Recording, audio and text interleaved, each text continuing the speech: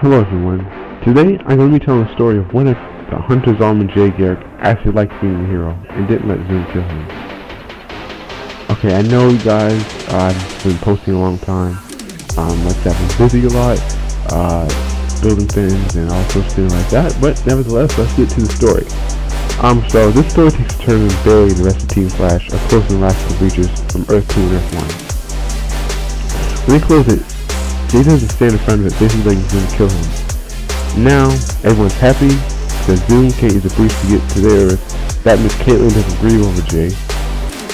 Barry finds out Zoom's identity later because since Jay is alive, they'd have no reason to later divide his helmet.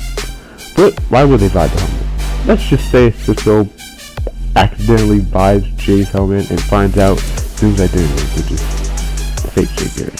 Next, Cisco accuses Jay of betraying the team, and he tells the rest of Team Flash that he locked Jay up in the pipeline.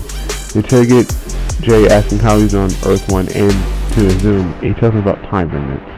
Next, he says at first he's going to let Zoom kill him, but he started liking being good for some reason. Team Flash learns Zoom's origin earlier and about Barry losing his speed for Wally. I think that might still happen because Zoom can still open breaches to other Earths, so he just kidnapped Wally and taking to Earth 2. Then Barry agrees to give him the speed for Wally. But she could still get killed. But more than likely he wouldn't because he never went to the pipeline. But he might just try to find Jay and kill him. Honestly, I wouldn't know because Zoom is insane literally and figuratively. Let's just go to the timeline where Jay lives and then switch if he died.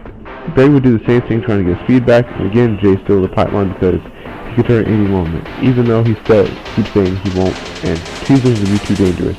But let's just say since Jay was honest, Barry trusts him a little and they'd give both of their speed back at the same time.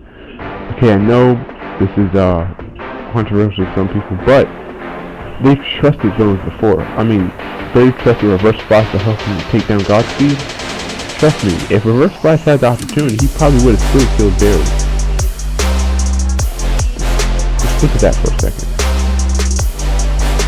Barry will get the Speed Force and Jay stays on Earth. Okay, I know some might be thinking, why? Why is Barry going to Speed Force but Jay stays on Earth? Barry has the strongest connection with the Speed Force. Basically, since he's kind of the first speedster by technicality. I mean, the first speedster in existence would be Reverse Flash, I think. But I mean, since he traveled to the time when he killed Barry's mom. But I mean, just think about it for a second. And Barry had to learn a lesson, so that's why he went to the Speed Force. Well, Jay, he still has his Zolomon, but just a different version. So Jay gets the speed back, but Zoom got there. Jay tries his best, but Zoom defeats him, but doesn't kill him because he needs another piece of the power of the Magnetar to destroy the multiverse. Now Zoom thinks that Barry is dead. Cisco revives Barry's torn costume and finds out he's in the Speed Force. They attempt, but just like in the normal timeline, the Speed Force tells Barry if he does come back, he will without his speed.